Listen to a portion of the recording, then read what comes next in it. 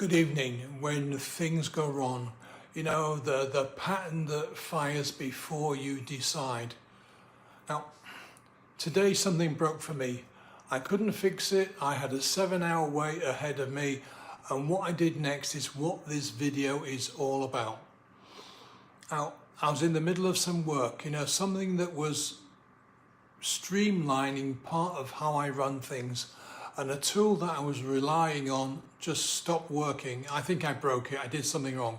Not dramatically, just enough to screw my day over. That's it, you're done. Come back later. There was no way around it. I couldn't override it. I couldn't substitute something else instead. I just had to stop. Now, I noticed something in that moment.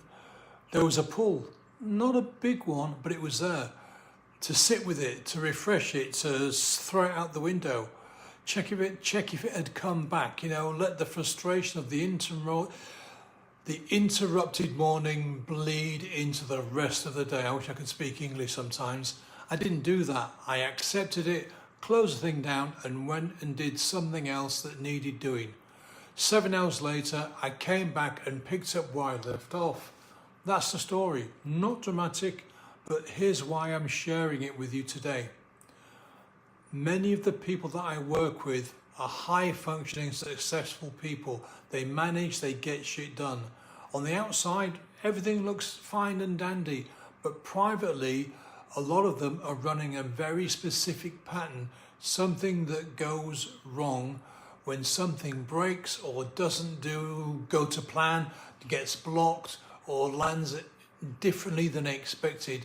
They freeze, they overthink, they go quiet, they get irritable, they get mad, they go and do something they shouldn't do. They can't say why. They lose 2 hours to a conversation they're having in their head about it, and they spend the rest of the day not even being present because something earlier went sideways.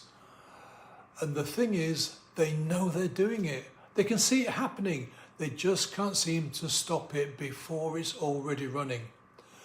That's because the response to disruption isn't a conscious choice. It's automatic. It fires in the gap between something going wrong and the moment you normally decide how to react. And by the time you're aware of it, bang, you're already in it. Now, that pattern doesn't come from nowhere. It got wired in at some point, probably when things were going quiet or staying alert or not relaxing until something was resolved again, made complete sense. It used to at one time in the past, because it works once. Now it runs by default even when you know it doesn't help you.